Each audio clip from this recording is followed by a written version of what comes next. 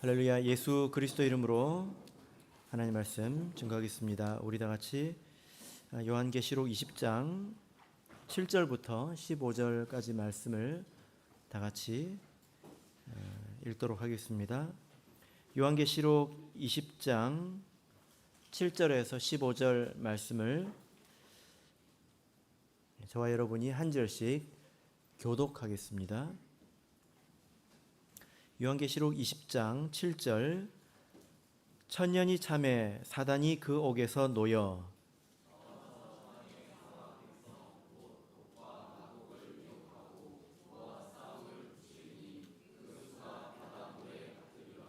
저희가 지면에 널리 퍼져 성도들의 진과 사랑하시는 성을 두름에 하늘에서 불이 내려와 저희를 소멸하고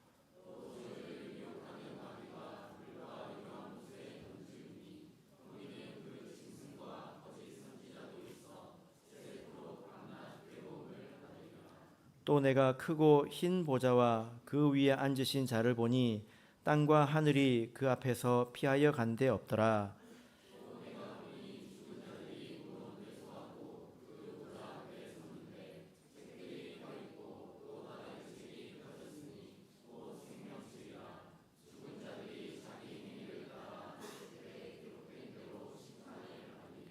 바다가 그 가운데서 죽은 자들을 내어주고 또 사망과 음부도 그 가운데서 죽은 자들을 내어주매 각 사람이 자기의 행위대로 심판을 받고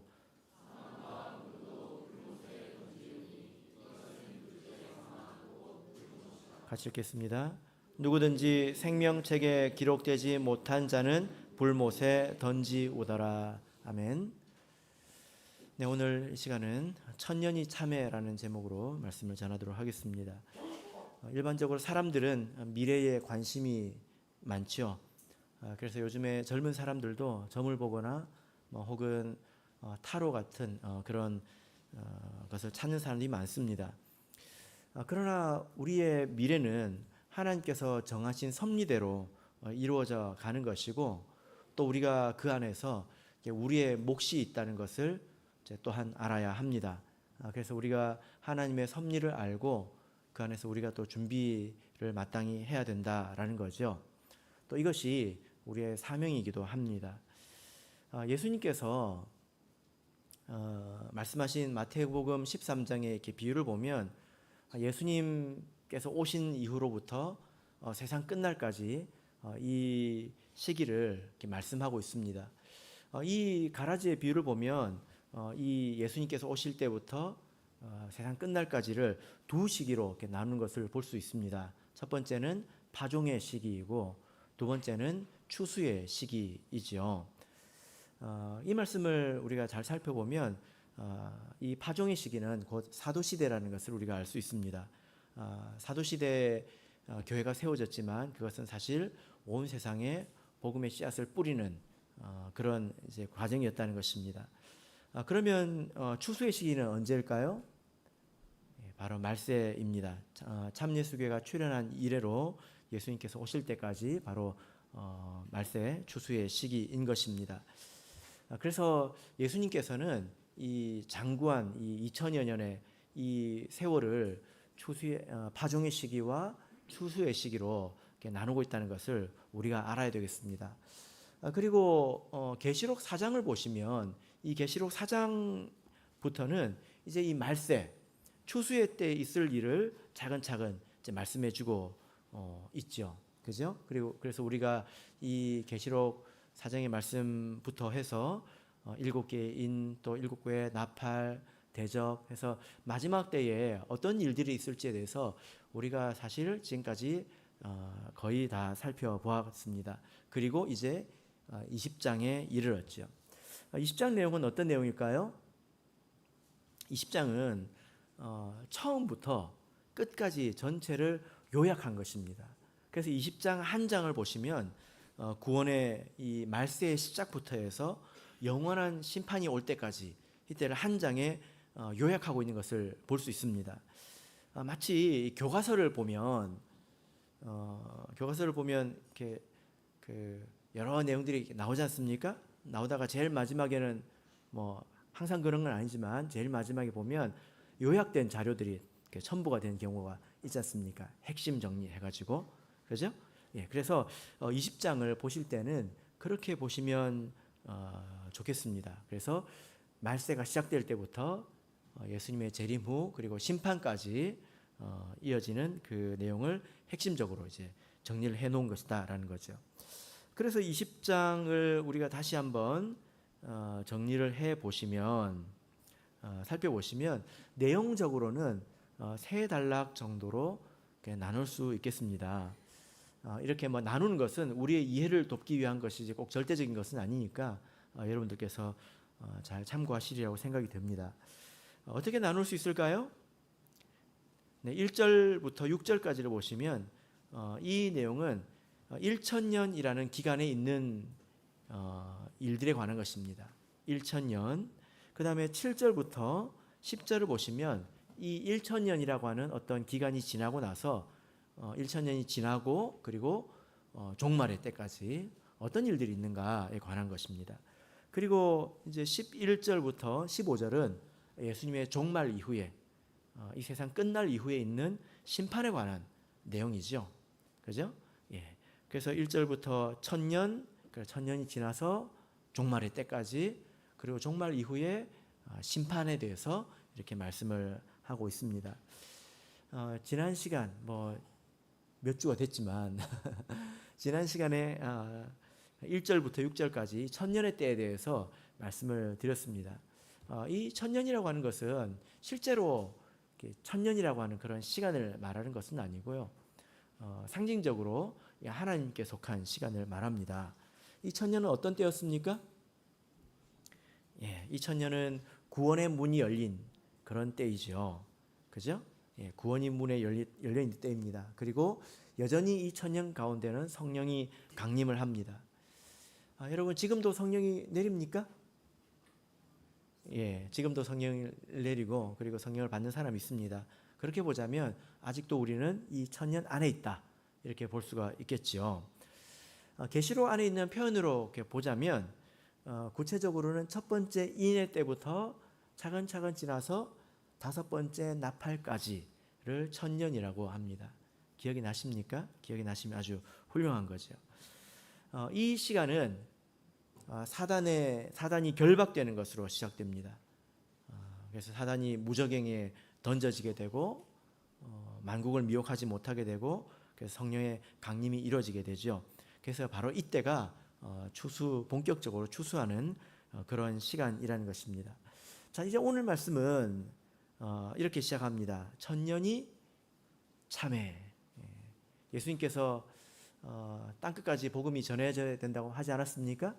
구원받을 사람이 이제 다 믿음 안으로 이제 들어왔다는 것입니다. 천년이 이제 찼다라는 거죠. 이때 이후로는 사실 시간이 굉장히 빠르게 지나가게 될 것입니다. 왜냐하면 이 이후로는 성령이 내리지 않기 때문이죠. 그리고 예수님께서 오실 때는 반드시 누군가는 살아 있어야 되거든요. 그죠? 그러면은 어떤 사람의 일생의 범위에 해당하는 그런 짧은 시간 동안 이 지속될 것입니다. 자, 구원의 문이 닫힌 후에 있는 일들입니다. 계시록에 있는 표현으로 보자면 이제 여섯 번째 나팔 때부터 이제 일곱 번째 인까지 때인데요. 혹시 기억이 나실지 모르겠습니다. 여섯 번째 나팔의 때를 마병대의 시대라고 이렇게 말씀을 드렸습니다. 그리고 다니엘이 말한 멸망에 가증한 것이 거룩한 곳에 서는 그런 때, 그리고 두 증인이 증거하는 때이고 바다에서 올라오는 짐승과 땅에서 올라오는 두 짐승이 활동하는 그런 때였습니다. 정신이 없죠. 그죠? 그래서 이 때가 굉장히 주요한 때이기 때문에 성경에서는 다양한 각도에서 이 때에 대해서 말씀하고 있습니다. 이 때는 마치 우리 교회가 예수님께서 십자가 고난을 받듯이 이 교회가 고난을 받는 그런 때입니다. 그러니까 세속적인 성도들은 다 떨어져 나가겠지요. 이 때에 믿음을 잘 지키지 못하고 있다면 다 떨어져 나갈 것입니다. 여러분 그래서 한번 생각해 보세요. 예수님께서 복음을 전하실 때 허다한 많은 사람들이, 구름 같은 사람들이 예수님을 쫓아다녔다라고 말하고 있습니다. 그런데 그 중에 예수님의 제자들은 또 한 무리가 있었지 않습니까? 제자들이 있었고, 그리고 구름 같은 그런 또 무리들이 있었습니다. 그런데 실제로 예수님께서 십자가에 달리실 때 그 밑에 있던 사람이 몇 명인지 한번 생각해 보세요. 베드로도 그 자리에 가지 못했습니다. 그렇죠? 마지막에 이때에 믿음을 지키고 있는 사람들의 수는 사실 그렇게 많지 않을 거예요. 그러나 이것이 하나님께서 정하신 바입니다. 이렇게 6번째 나팔의 때가 지나게 되고 7번째 나팔이 불려질 때는 새 예루살렘이 완성되는 때입니다. 이것은 이 땅에 있는 교회의 모습과 또 성도들의 그 모습이 완전해졌다는 것입니다. 어린 양의 신부로 완전히 다듬어졌다라는 거죠. 이렇게 그 하나님께서 원하시는 교회가 이제 나왔기 때문에 그럼 이제 예수님께서 오시고 끝나는 것이냐? 그렇지 않습니다. 뭐가 남았습니까? 이제 뒷정리가 남았지요. 그죠? 그래서 그동안에 하나님의 백성들을 핍박했던 그런 사람들에게 하나님께서 진노하십니다. 단 한 번 있는 하나님의 큰 진노가 이때 내리게 되죠. 그래서 이 7번째 나팔, 바울 사도가 마지막 나팔이라고 했는데 사실 이 마지막 나팔은 그냥 뿜 하고 끝나는 게 아니라 제법 시간이 됩니다. 그 안에 7개의 대접이 이 땅에 쏟아지게 됩니다. 이 또한 7번이지만 인이나 나팔에 비해서는 상대적으로 굉장히 빠른 속도로 진행이 될 것입니다. 이렇게 1000년이 지나서 이런 일들이 있는데요. 오늘 말씀을 통해서 1000년의 때는 또 어떤 때인지 우리 같이 살펴보도록 하겠습니다. 자, 7절 8절 자 읽겠습니다. 7절 8절 읽겠습니다. 시작. 1000년이 참에 사단이 그 옥에서 놓여 나와서 땅의 사방 백성 곧 곡과 마곡을 미혹하고 모아 싸움을 붙이리니 그 수가 바다 모래 같으리라. 자, 1000년이 찼습니다. 구원의 때가 지났습니다. 그리고 사단은 그 옥에서 놓였습니다. 자, 여기서 옥이라고 하고 있습니다. 이 옥은 감옥을 말하지요. 헬라어로는 필라케라고 합니다. 이 필라케, 이 옥이라고 하는 곳은 계시록 18장 2절을 보시면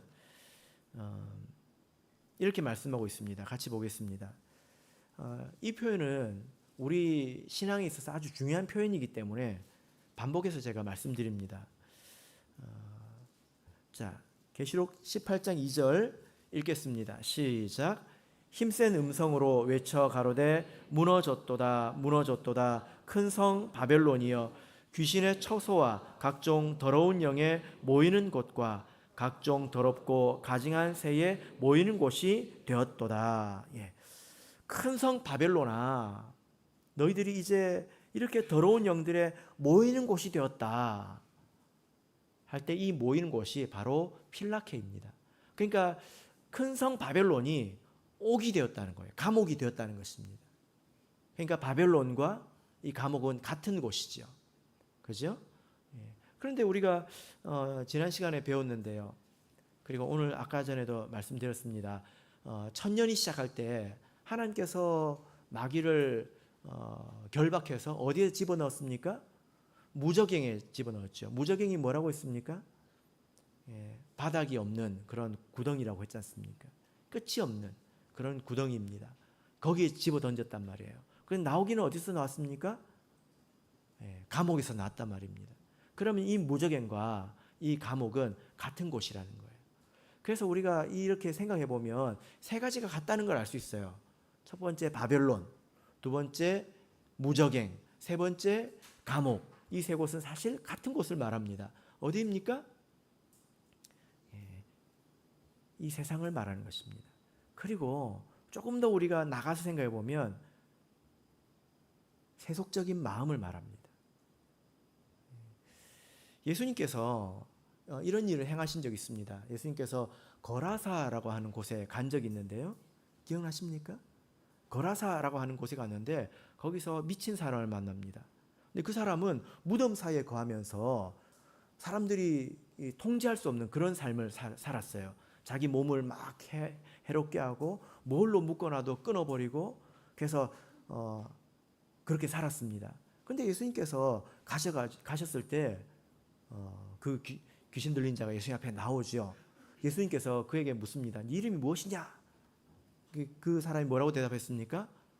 저는 군대입니다. 왜냐하면 저 안에 숫자가 좀 많거든요. 그래서 예수님께서 이제 그 귀신 들린 자를 치유하는 과정에서 있었던 일인데 귀신이 간구합니다. 간절히 구하죠. 뭐라고 구합니까? 예수님, 저를 이 땅에서, 이 지방에서 떠나지 않게 해주십시오 하고 예수님께 간절히 구합니다. 근데 예수님께서 그걸 들어주시거든요. 귀신도 기도를 한단 말이에요. 성도가 돼가지고 기도를 안 하면 안 되겠죠. 귀신도 기도를 하는데. 근데 예수님께서 그걸 들어주셨는데 이게 참 희한한 일 아닙니까? 근데 그 땅이 어떤 곳입니까? 어떤 곳입니까? 돼지 키우는 곳이에요. 성경에서 돼지는 부정한 짐승을 말합니다. 쓸데가 없는 것입니다. 그걸 통해서 돈을 버는 곳 아니겠습니까? 그리고 그 사람들을 보면 아는데요. 그 귀신 들린 사람을 고쳤다고 했을 때 사람들이 와가지고 그 예수님을 보고 뭐라고 했습니까? 떠나달라고 했어요. 왜 그래요? 그 한 사람을 구하기 위해서 돼지가 2,000마리나 희생당했거든요. 돼지는 돈 아닙니까? 그러니까 이 한 사람을 구원하는데 돈이 많이 나갔단 말이에요. 한 사람보다 뭐가 더 중요해요? 돈이 중요해요. 그 구세주가 이 땅에 있는 것보다 돈이 더 중요해요. 귀신이 그런 데 있는 걸 좋아한다는 말입니다. 그래서 예수님께서 그래 너는 이런 곳에 있어라 하고 허락해 주신 건 아니겠습니까? 바로 그곳이 무저갱이지요. 그곳이 무저갱이라는 겁니다. 무저갱이 어디 저기 우리가 알지 못하는 블랙홀 같이 저기 우주에 둥둥 떠 있는 게 아닙니다. 어쩌면요 우리의 마음이 무저갱이 될 수도 있어요. 가져도 끝이 없고. 그래서 여러분 정말 조심해야 되는 게 나 정도는 욕심 부리는 게 아니야 라고 생각하는 게 무저갱이에요. 안 그래요? 다 나 정도는 기본이래. 다. 어디 가도 부자라고 하는 사람이 없어요. 강남교회도 저 좀 삽니다. 저 좀 부자입니다 하는 사람이 없어요. 어디 가도. 도대체 부자는 어디 있는 걸까요? 그래서 만족할 줄 모르고 하나님께서 주신 것으로 만족할 줄 모르고 그런 것이 이제 무저갱이란 말이에요. 그곳이 바벨론이고 감옥이라는 것입니다. 만약에 우리가 마음을 그렇게 내버려 둔다면 거기에는 당연히 마귀가 역사하겠죠. 그죠? 마귀가 주장하는 그런 마음이 되는 것입니다. 조심해야 된다는 거죠. 무저갱에서 마귀는 아주 행복할 것 같습니다. 그죠? 더러운 곳이니까 마귀가 아주 행복하겠지요. 그런데 이곳을 마귀가 옥이라고 부르고 있습니다. 왜 그럴까요? 우리가 생각해 보면 무저갱이 마귀가 참 활개를 칠 수 있는 좋은 곳이지만 마귀가 정말 하고 싶은 것은 사실 만국을 미혹하는 것입니다. 온 세상을 다 미혹하는 것을 마귀는 원한다는 거예요. 그것을 하지 못하기 때문에 무저갱이라고 부를 수 있는 것입니다. 감옥이라고 부를 수 있는 거죠. 그러나 여러분 주의하시기 바랍니다. 마귀는 개별적으로는 누구에게든지 다 역사할 수 있습니다. 다만 사도교회를 보듯이 우리가 성경을 보면 사도교회를 보지 않습니까? 그 사도교회가 미혹되었던 것처럼 지금 그런 미혹을 할 수 없다는 거죠. 그러나 2000년이 지나면 그런 때가 다시 오게 된다는 것을 우리가 기억해야 되겠습니다. 자, 1000년이 찼습니다. 무저갱에서 이 감옥에서 마귀가 나왔습니다. 자유를 얻었습니다.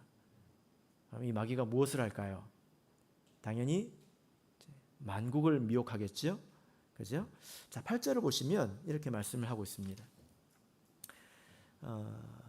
마귀가 옥에서 놓여 나와서 땅의 사방 백성 곧 곡과 마곡을 미혹하고 모아 싸움을 붙이리니 그 수가 바다 모래 같으리라. 이렇게 말씀하고 있습니다. 땅의 사방 백성을 모아서 사랑하는 하나님의 백성들과 싸우게 한다는 거죠. 그 땅의 사방 백성을 뭐라고 부르고 있습니까? 곡과 마곡 이렇게 부르고 있습니다. 이 마곡이라고 하는 이것은 사실 사람의 이름인데요. 성경에 최초로 등장하는 것은 그 야벳의 후손으로 최초로 등장을 합니다. 그래서 마곡은 그 후손을 통해서 생긴 어떤 민족이 되겠죠. 그리고 곡은 그 족속의 왕을 말합니다. 이 곡과 마곡은 주로 에스겔서에 등장을 합니다. 우리 그 부분을 한번 살펴보겠습니다. 에스겔서 37장을 보겠습니다. 에스겔 37장 하면 여러분 무엇이 기억나십니까? 마른 뼈의 환상이죠. 에스겔의 환상. 37장 그러면 마른 뼈의 환상으로 아주 유명한 말씀입니다. 자, 우리 37장 1절 2절을 보겠습니다. 37장 1절 2절 읽겠습니다. 시작. 여호와께서 권능으로 내게 임하시고 그 신으로 나를 데리고 가서 골짜기 가운데 두셨는데 거기 뼈가 가득하더라. 나를 그 뼈 사방으로 지나게 하시기로 본즉 그 골짜기 지면에 뼈가 심이 많고 아주 말랐더라. 자, 여기 보면 이제 골짜기라고 되어 있는데 사실 이것은 평지와 같은 곳입니다. 한번 머릿속으로 생각해 보세요. 평평한 그런 땅에 뼈들이 수북히 쌓여있는 모습을 한번 생각해 보시기 바랍니다. 그런데 이 에스겔의 환상 가운데서 이 마른 뼈들이 하나님의 생기로 말미암아서 회복되고 있지 않습니까? 그죠? 이 모습은 무엇을 말하냐면 포로로 끌려간 이방 땅에 포로로 끌려간 이스라엘 백성을 말하는 것입니다. 이방 땅에 끌려가서 거기 넓은 평지에 살고 있는 그 이스라엘 백성 모습이 마치 마른 뼈와 같다는 거예요. 그들에게는 다시 돌아올 소망이 없습니다. 가능성이 전혀 없다는 것입니다. 그러나 하나님께서 하나님의 은혜로 능력으로 한 왕을 감동시키셔서 이스라엘 백성을 예루살렘으로 다시 돌아오게 하지 않습니까? 이게 참 기적 같은 일이에요. 그래서 돌아와서 두 번째 성전을 뭐라고 부릅니까? 스룹바벨 성전이라고 부르잖아요. 첫 번째 성전은 뭐라고 부르죠? 솔로몬 성전. 왜냐하면 솔로몬이 지었기 때문에. 두 번째는 스룹바벨 성전. 예수님 시대의 성전은 뭐라고 부를까요? 헤롯 성전. 이렇게 이제 나눠서 부릅니다. 이렇게 그 이방 땅에 끌려가서 이렇게 마른 뼈처럼 죽어 있던 그 백성들이 예루살렘으로 돌아와서 두 번째 성전을 건립합니다. 그 모습에 대해서 이렇게 말씀하고 있습니다. 자, 에스겔 37장 10절을 보겠습니다. 에스겔 37장 10절 읽겠습니다. 시작. 이에 내가 그 명대로 대언하였더니 생기가 그들에게 들어가매 그들이 곧 살아 일어나서 서는데 극히 큰 군대더라. 자, 이렇게 돌아오는 이스라엘 백성 그리고 하나님의 성전을 회복하는 그 이스라엘 백성을 뭐라고 부르고 있습니까? 극히 큰 군대다 이렇게 부르고 있습니다. 여러분 이스라엘 백성이 이 고토로 돌아올 때 예루살렘으로 돌아올 때 그 모습이 정말 지극히 큰 군대 영화로운 그런 군대였는지 여러분 성경을 한번 찾아보시길 바랍니다. 그러나 하나님께서는 그렇게 말씀하고 있습니다. 물론 이것이 온전히 이루어지는 것은 마지막 말세 때 온전히 이루어지지만 사실 최초로는 이때를 놓고 말하는 것입니다. 그런데 이때 그 이스라엘 백성이 이방 땅에 나라가 망해서 이방 땅에 포로로 갔다가 이제 돌아오지 않습니까? 근데 그때 이제 38장을 보시면 곡과 마곡이 이 한 민족이 큰 군대를 이루어서 연합군을 형성해서 이스라엘 백성을 공격합니다. 근데 이 공격의 모습이 상당히 무섭습니다. 왜냐하면요, 38장 39장에 보면 이 곡과 마곡에 관한 이야기가 나오는데 38장 5절 6절을 보겠습니다.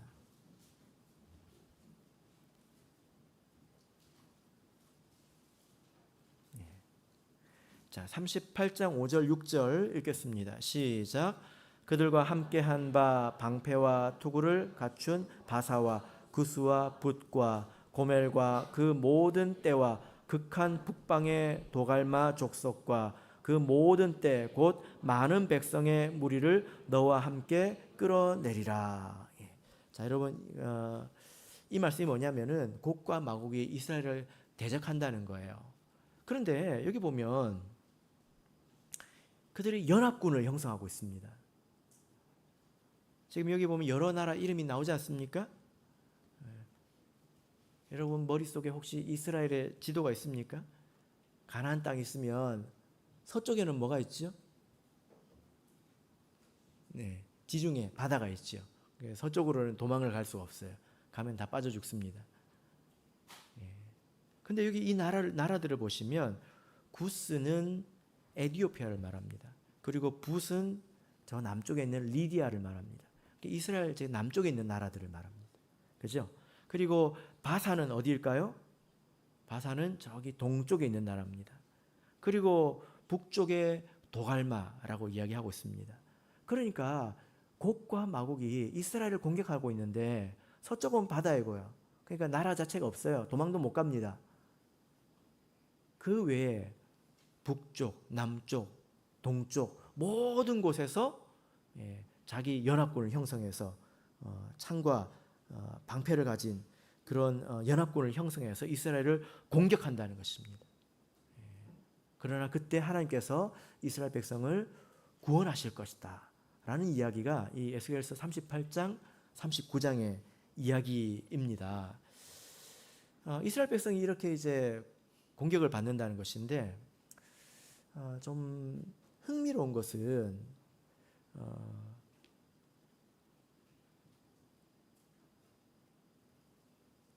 이스라엘 실제 역사에 이런 일이 없었다는 거예요. 여러분 성경을 보시면 구약 성경이 어디서 끝납니까? 말라기서에서 끝나지요. 2차 성전 스룹바벨 성전을 짓고 끝납니다. 사실 끝날 때도 말라기를 보면 책망이 굉장히 많습니다. 제사장들 얼굴에 똥을 바른다고 그러시고, 그리고 배신자라고 그러고 아주 강한 책망으로 끝납니다. 그리고 나서 예수님께서 오실 때까지 무려 400년의 시간이 있는데요. 그 기간 동안에는 성경이 없어요. 감추어진 기간입니다. 그럼 그 시간에 아무 일이 없었느냐? 그렇지는 않습니다. 많은 이스라엘 나라에 많은 일들이 있었거든요. 그런데 이런 때는 없었어요. 성전을 이렇게 재건하고 나서 그 이후에 가장 강력했던 나라가 헬라 알렉산더 대왕의 제국입니다. 그리고 예수님께서 오실 때는 이제 로마 제국이 되었죠. 이 알렉산더라고 하는 이 왕이 헬라 제국을 세워가지고 전 세계를 지배를 했습니다. 그때 당시에 문명 세계를 사실상 다 지배를 했는데요. 이스라엘도 지배를 받았습니다. 그러면 이스라엘은 싸웠을까요? 싸워가지고 또 망했을까요? 아니에요. 이제 거기에 대해서 성경 안에는 이제 내용이 없기 때문에 다른 내용을 통해서 보자면 요세푸스라고 하는 그런 이제 알렉산더를 맞이했다고 합니다. 투항을 했다는 거예요. 그리고 알렉산더가 그 모습을 보고 놀랐대요. 왜냐하면 그 모습을 꿈에서 보았다고 합니다. 그래서 그것에 대해서 되게 감동을 받아가지고 예루살렘을 파괴하지 않습니다. 그래서 오히려 유대교를 존중하면서 성전을 보호해줬다고 그래요. 그러니까 순순히 그냥 이제 복종을 한 거죠. 큰 피해를 입지 않았습니다. 그러면 이스라엘은 언제 이렇게 곡과 마곡을 통해서 전 세계 그 연합군으로 공격을 받았을까요? 그러나 조금 더 생각을 해보면 다른 방식으로 이스라엘이 공격받은 것을 알 수 있는데요. 바로 문화의 공격입니다. 헬레니즘이라는 말 들어보셨습니까? 지금도 이런 말이 있잖아요. 그죠? 헬라의 문화는 최고였습니다. 최고 중에 최고였습니다. 그래서 그 당시에 헬라의 문화가 물밀듯이 이스라엘 안으로 들어왔습니다. 그래서 그것이 신앙을 많이 흐리게 만들었죠. 당시에 하나님은 신은 한 분이다 라고 믿는 나라가 별로 없었어요. 지금 신은 여러 명이다 이렇게 믿으면 좀 이상하죠. 좀 미개한 것 같잖아요. 근데 당시에는 그렇지 않았다는 거예요. 신은 유일하다라고 믿는 사람들은 이스라엘밖에 없었습니다. 그렇게 많지 않았다는 거예요. 대다수의 나라들은 다신교, 그래서 그리스 로마 신화처럼 뭐 제우스, 아테나, 아폴론 이런 신들을 이렇게 섬겼죠. 그런 사상들이 막 밀려 들어왔습니다. 그리고 그때 유행한 게 육체미예요, 육체미. 그래서 그때 당시에 체육관에 가면 올림픽 경기를 하는데 올림픽 경기할 때 유니폼이 없었어요. 다 빨가벗고 있습니다. 그러면 유대인들은 티가 나요. 어디서 티가 날까요? 할례를 받은 것이 티가 나는 것입니다. 그것을 되게 수치스럽게 생각하는 그런 생각들이 일어났습니다. 그리고 헬라의 신화와 이런 여러 가지 비극 이런 것들이 연극으로 이렇게 상영이 되고 언어와 교육 이런 방면에서도 많이 흐트러진 것입니다. 그래서 그 당시에 세계 공용어가 헬라어 됐습니다.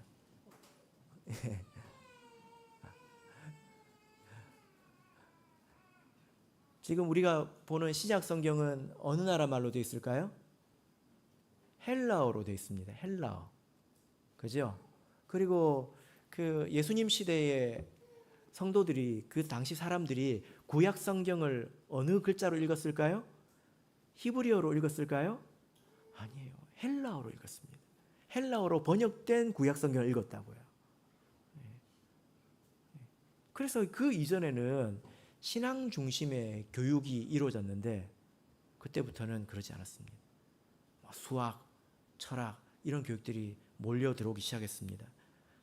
그렇게 문화적으로 나라를 이렇게 먹어 들어왔다는 거예요. 그리고 이후에 한 왕조에 이르러서 본격적으로 핍박이 시작됐습니다. 역사적으로 보면 셀리우코스라고 하는 이 왕조인데요. 듣고 잊어버리셔도 괜찮아요. 아, 그랬구나. 네, 하시면 됩니다. 근데 그때 다니엘 선지자가 말한 멸망에 가증한 것이 거룩한 곳에 서는 일이 일어납니다. 그때 안식일을 폐지하고 할례를 금지하고 율법서를 가지는 것을 금지했습니다. 그래서 예루살렘 성전에서는 돼지를 제물로 바치고 제우스의 제단을 세웠어요. 그래서 멸망에 가증한 것이 거룩한 곳에 섰다. 이게 요걸 말하거든요. 다니엘서에서 그게 나오잖아요.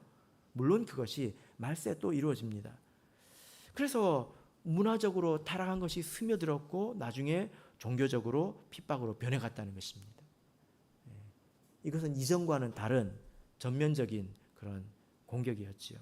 만약에 곡과 마곡의 그런 공격을 찾는다면 이렇게 찾을 수 있지 않을까? 물론 이것이 성경에는 없기 때문에 그 400년의 시대가 가려진 시대이기 때문에 우리가 이렇게 사고해 볼 수 있다는 것입니다.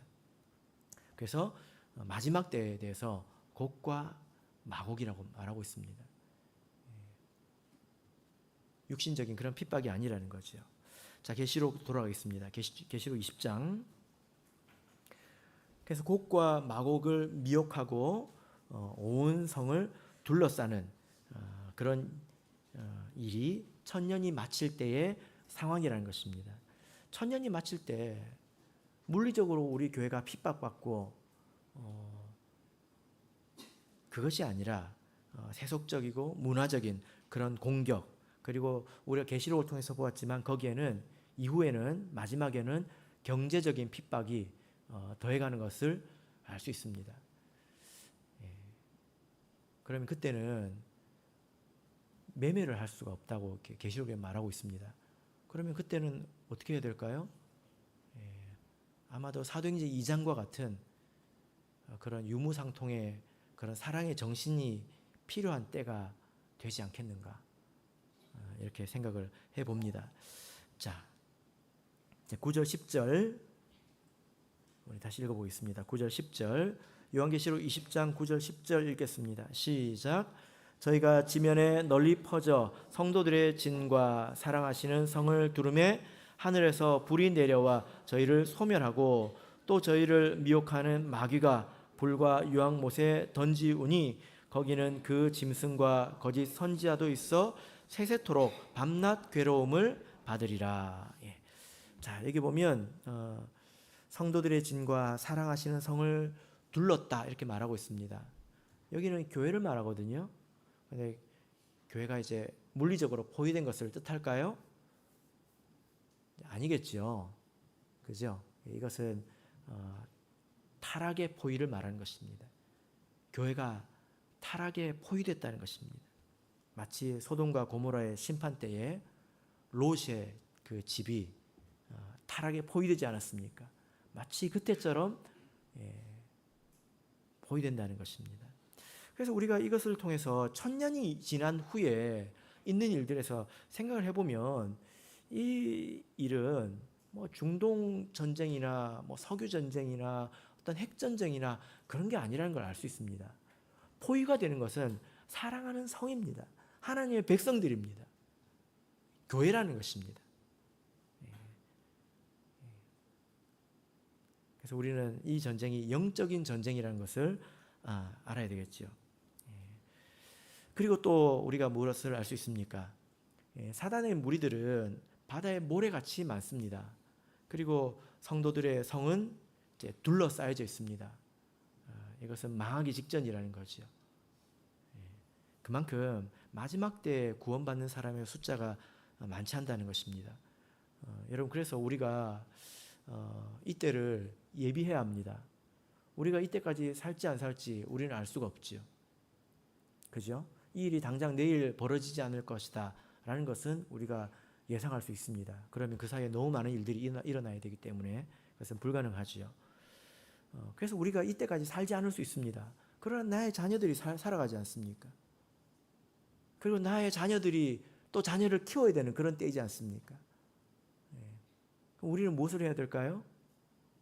그들의 믿음을 세워야 한다는 것입니다. 우리의 믿음을 세우고 그들의 믿음을 세워야 합니다. 그러면 그들이 또 자기 자녀들의 믿음을 세워야 되지 않겠습니까? 그래서 우리의 믿음이 예수 그리스도라는 한 몸 안에서 성장해 나가는 거죠. 이것이 우리가 알아야 될 미래이고 우리가 예비해야 될 것이다 라는 겁니다. 지금 이런 때가 온다면 정말로 이것을 이겨낼 사람이 많지 않을 겁니다.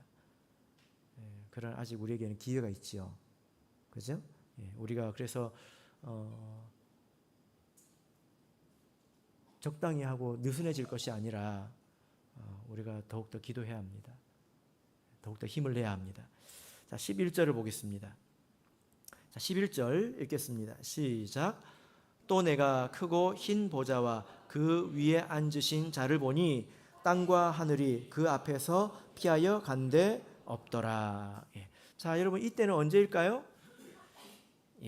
이때는 예수님께서 재림하신 이후입니다. 재림하신 이후입니다. 계시록 6장 14절을 보겠습니다.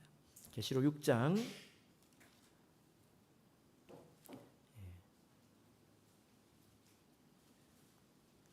14절 읽겠습니다. 계시록 6장 14절 읽겠습니다. 시작.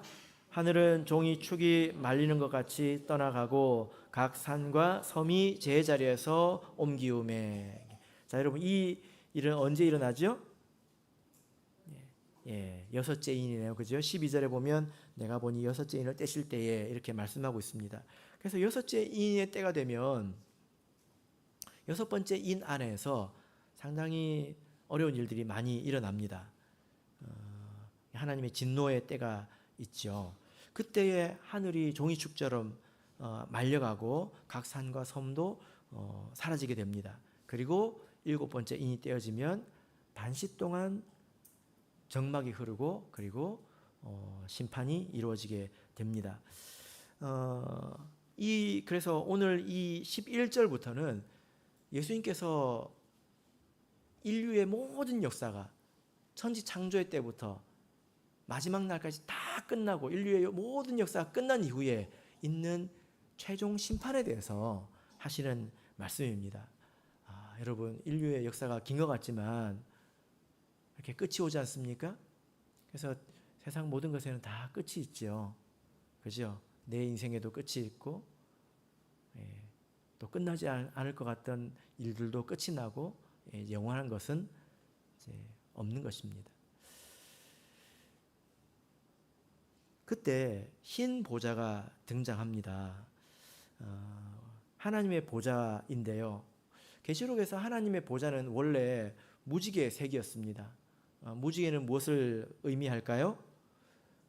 무지개를 보면 여러분 누가 생각나십니까? 노아가 생각나죠. 그죠? 얼마 전에 며칠 전에 무지개가 대전이었네요. 제가 대전에 있었으니까 무지개를 제가 봤습니다. 부산에도 무지개가 떴습니까? 아니군요. 무지개는 하나님께서 약속해 주시는 것입니다. 다시는 이렇게 심판하지 않겠다 하고 약속해 주시는 거죠. 그래서 이것은 하나님의 인내, 은혜, 긍휼 이걸 말합니다. 근데 이 보좌가 무지개색에서 이제 흰색으로 바뀌었어요. 흰색은 무엇을 의미할까요? 이것은 이제 심판을 말하는 것입니다. 거룩하기 때문에 모든 죄가 다 드러나는 것을 말하는 거죠. 그래서 이 흰 보좌는 공의로운 심판의 보좌를 말하는 것입니다. 자, 그래서 12절, 13절 보겠습니다. 이 누가 심판을 받는지에 대해서 같이 보겠습니다. 12절, 13절 시작. 또 내가 보니 죽은 자들이 물온대소하고 그 보좌 앞에 섰는데 책들이 펴 있고 또 다른 책들이 펴졌으니 곧 생명책이라. 죽은 자들이 자기 행위를 따라 책들에 기록된 대로 심판을 받으니 바다가 그 가운데서 죽은 자들을 내어주고 또 사망과 음부도 그 가운데서 죽은 자들을 내어주매 각 사람이 자기 행위대로 심판을 받고. 지금 이때는 이미 그 물질계가 다 사라진 때입니다. 그래서 이곳은 이 심판이 이루어지는 곳은 영적인 세계입니다. 그래서 이때 모든 사람들이 다 부활하게 되지요. 낙원에 있던 사람들도 부활하게 되고 음부에 있던 사람들도 부활하게 되고 이 땅에 살아있던 사람들은 호련히 변화한다 이렇게 되어 있습니다. 그래서 이런 몸이 아니라 예수님께서 입으셨던 그런 영적인 몸을 입게 되죠. 그런 사람들에 대해서 이 세상에 살아왔던 모든 사람들에 대해서 심판이 이루어진다는 것입니다. 어떤 그 인류학자, 그러니까 하나님을 믿는 것 같아요. 그 인류학자는 이 세상에 살아간 인류의 숫자가 한 800억 명 정도 될 것 같다. 그렇게 이야기를 합니다. 800억 명. 지금 지구의 인구가 얼마나 되죠? 80억이 넘잖아요. 60억 그러면 옛날 사람이에요. 제가 초등학교 때 60억 지구 인구가 60억 그랬거든요. 근데 아직도 60억 하는 사람이 있더라고요. 80억이에요. 지금 80억입니다. 근데 누적해서 보면 옛날에는 인구가 그렇게 많지 않았기 때문에 누적해서 보면 한 800억 정도 될 것 같다 이렇게 이야기를 합니다. 모든 사람들이 다 부활해서 자기가 살았을 때에 했던 일대로 심판을 받는다라고 말씀을 하고 있습니다. 여기서 어떤 책들이 나옵니까? 두 종류의 책이 있죠. 첫 번째는 사람의 행위가 기록된 책들입니다. 그래서 이것은 여러 권입니다. 책들이죠. 그런데 또 다른 책이 있습니다. 또 무슨 책이 있을까요? 생명책입니다. 이 책은 한 권이에요. 그죠? 이 책들에는 무엇이 기록되어 있습니까? 사람들의 행위가 기록되어 있습니다. 그래서 우리가 사실 이런 마음을 가지고 살아가야 되죠. 내가 사람이 보든 안 보든 나의 모든 행위가 다 이 책들에 기록되어 있다. 이렇게 믿고 우리가 살아야 되겠죠. 그죠? 예, 내 위에는 그래서 CCTV가 한 대 다 있다. 이 CCTV는요, 마음까지도 다 조명이 되는 그런 CCTV입니다. 그래서 결국은 다 드러난다는 거죠. 그래서 하나님께서 반드시 공의롭게 심판을 하신다는 겁니다. 간혹 이제 이런 질문을 하시는 경우가 있습니다. 태어나서 아무 죄도 짓지 않고 죽은 아기들은 어떻게 되냐? 하나님께서 공의롭게 하실 것입니다. 근데 그런 공의를 우리 인간의 수준에서는 생각할 수가 없잖아요. 그죠? 그러나 하나님께서는 공의롭게 하신다는 겁니다. 그러면 생명책에는 무엇이 기록되어 있을까요? 생명책에는 그 사람의 행위가 기록되어 있을까요? 자, 우리 계시록 3장 5절을 보겠습니다. 생명책에는 이것이 기록되어 있죠.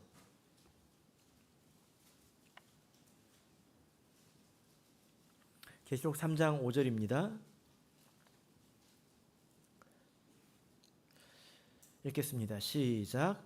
이기는 자는 이와 같이 흰옷을 입을 것이요 그 이름을 생명책에서 반드시 흐리지 아니하고 그 이름을 내 아버지 앞과 그 천사들 앞에서 시인하리라. 생명책에는 무엇이 기록되어 있습니까? 이름이 기록되어 있습니다. 그래서 우리가 구원받기 위해서는 생명책에 우리의 이름이 기록되어 있어야 하는 것입니다. 물론 이렇게 생명책에 기록되어 있고 또 구원받는 사람, 천국 가는 사람들도 당연히 심판을 받습니다.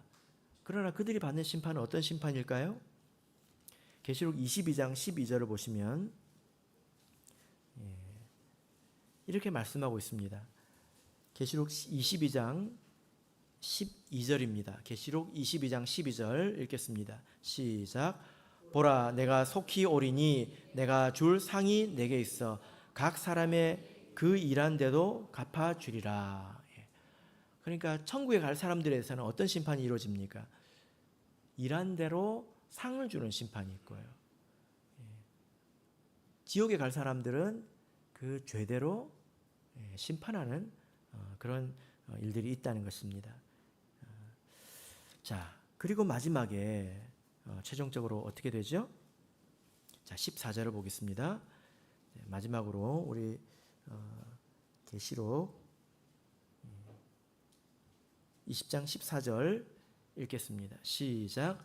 사망 음부도 불못에 던지우니 이것은 둘째 사망 곧 불못이라.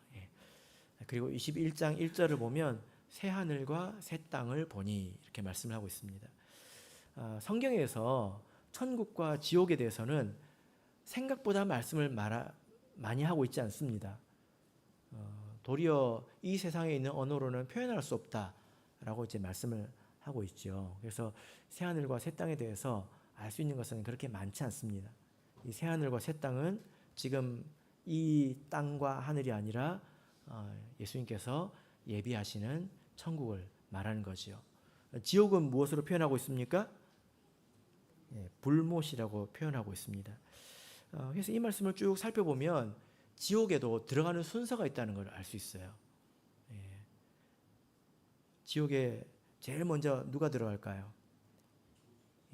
짐승과 거짓 선지자가 들어가고, 그리고 마귀가 들어가고, 그리고 사망과 음부가 들어가고, 그리고 마지막으로 생명책에 기록되지 못한 자들이 들어간다, 이렇게 기록이 되어 있습니다. 여러분, 우리가 끝을 보고 살아야 되지 않겠습니까? 우리 인생은 반드시 끝나게 되어 있습니다. 무엇이 중요합니까? 무엇이 중요합니까? 무엇보다도 천국 가는 것이 중요합니다. 이 세상에서 나사로처럼 살아도 천국 가는 게 중요합니다. 이게 어려운 말이 아니잖아요. 그죠? 왜냐하면 천국에 가지 못하면 불못에 가야 되기 때문에 그렇습니다. 그래서 우리가 예수님을 믿고 또 우리가 예수님의 말씀에 따라서 우리가 살아야 되는 것입니다. 비록 그 가운데 우리가 부족함이 있겠지만 우리가 믿음을 가지고 하나님께 기도한다면 하나님께서 우리를 천국으로 인도해 주실 것입니다. 바라옵기는 저와 여러분이 이 천국을 향해서 살아가시기를 예수 그리스도 이름으로 축복합니다.